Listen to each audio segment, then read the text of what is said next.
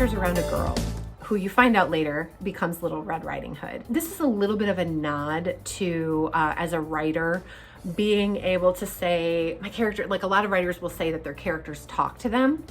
That's kind of what happens here. We kind of wanted to make a little bit of a nod toward that, where this girl stumbles in and it kind of changes the whole story. They decide, the brothers, that they're going to set her off on this wild and crazy adventure. But it's not the story that they plan to write, because what you find out throughout the course of the show is that she's in control of writing her own story. You'll find that kind of as a theme that comes back again and again throughout the show. Here's just a little bit of Red's opening number, which is the opening number for the entire show, and a little bit of her character. So the main character of Red, she's on the stage a lot and she sings a lot. She doesn't see herself being the heroine. She doesn't see herself going on these grand adventures. While she might dream of, oh my goodness, wouldn't it be amazing if all of these things happened, but I'm not that kind of girl. This is Red's introduction.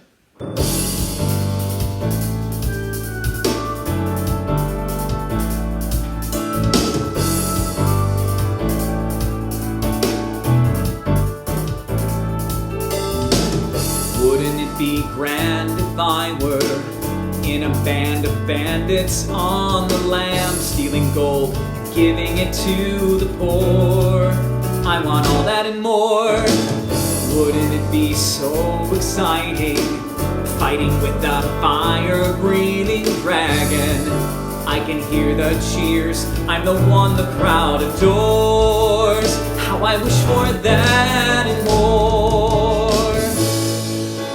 But I'm not that kind of girl, at least not a kind like that. All I really need is a happily ever after. Why can't things end happily ever after, like the stories I read about kings and crowns and battles by the score? I want all that and more. Wouldn't it be masterful to dress up in my castle full of crystal shoes and white ball gowns galore? How I wish for that and more. It doesn't even need to be happy. I'd settle for kinda nice, just a colorful place, a fanciful space that I can call my own.